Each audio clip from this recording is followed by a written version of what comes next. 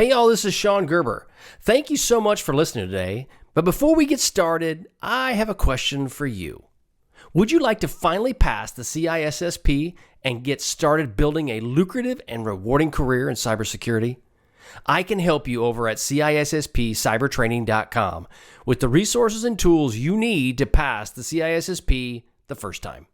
At CISSP cybertraining.com, there's a vast array of resources available that will give you the guidance, direction, and training you need to pass the CISSP exam.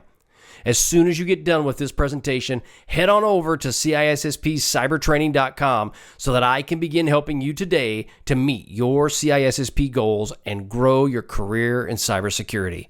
All right, let's get started. Welcome to the CISSP Cyber Training Podcast, where we provide you the training and tools you need to pass the CISSP exam the first time. Hi, my name is Shon Gerber, and I'm your host for this action-packed, informative podcast. Join me each week as I provide the information you need to pass the CISSP exam and grow your cybersecurity knowledge. All right, let's get started. All right, so some CISSP exam questions. Let's do it. Number 16. Which one of the following disaster types is not usually covered by standard business or homeowners insurance? A, earthquake. B, flood. C, fire. D, theft. Okay, so which one of the following disaster types is not usually covered by standard business or homeowners insurance? Now you have to think about this. You're probably asking yourself, why is this part of the CISSP? This is an insurance question. Well, guess what? In the CISSP, you do have insurance questions. Earthquake is A, B is flood, C is fire, D is theft. The answer is B, flood. Most general business insurance or homeowners insurance policies do not provide this level of protection, and you get what they typically call a rider that goes with it. If you're in a floodplain, you will have to get that rider. You don't want to go without it, honestly. So it's important that you do consider that. You should consider purchasing supplemental flood insurance under FEMA's National Flood Insurance Program. Now, if you're listening to this from someplace other than the United States, your country may have something very similar. This is based on the United States' FEMA, which is your Emergency Management Agency, something like that. Again, that was CISSP question number 16.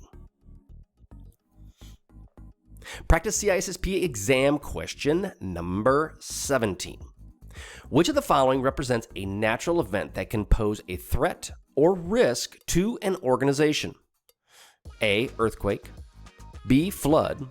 C, tornado. If you're not from the United States, a tornado, you may or may not know that, but we have a lot of tornadoes. So tornadoes, right? Those are the big little windy things that drop out of the sky and that destroy pretty much everything. Or D, all of the above are correct. Okay, which of the following represents natural events that can pose a threat or risk to an organization? Earthquake, A. B, flood. C, tornado. Or D, all of the above. The answer is all of the above, right? Each of those could be bad.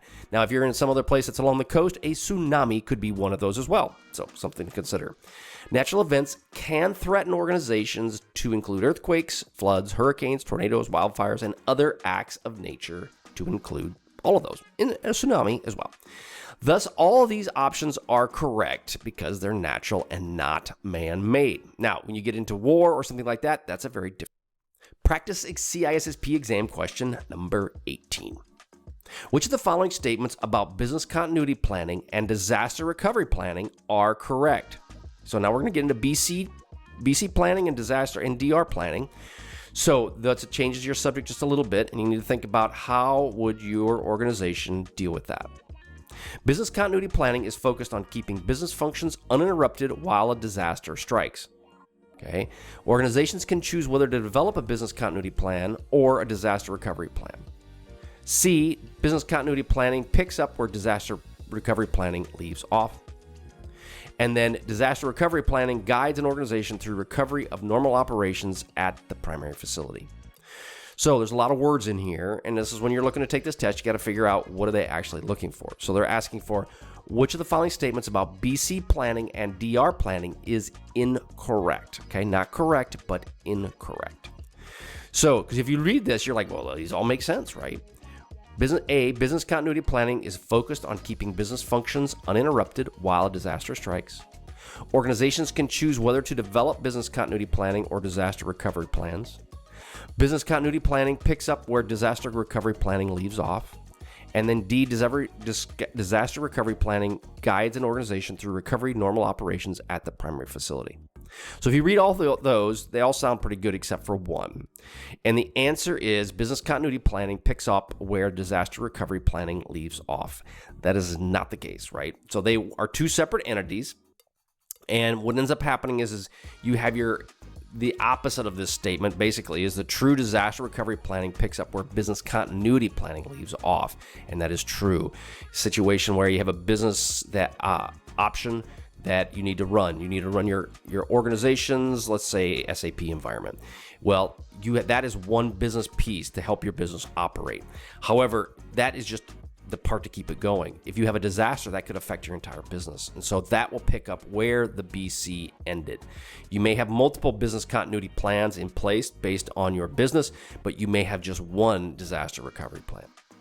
So the other three statements there are all accurate reflections of the role of business continuity planning and disaster recovery planning. So again, those are important factors you need to consider, but business continuity planning does not pick up where DR planning leaves off. Thanks so much for joining me today on my podcast. If you like what you heard, please leave a review on iTunes, as I would greatly appreciate your feedback.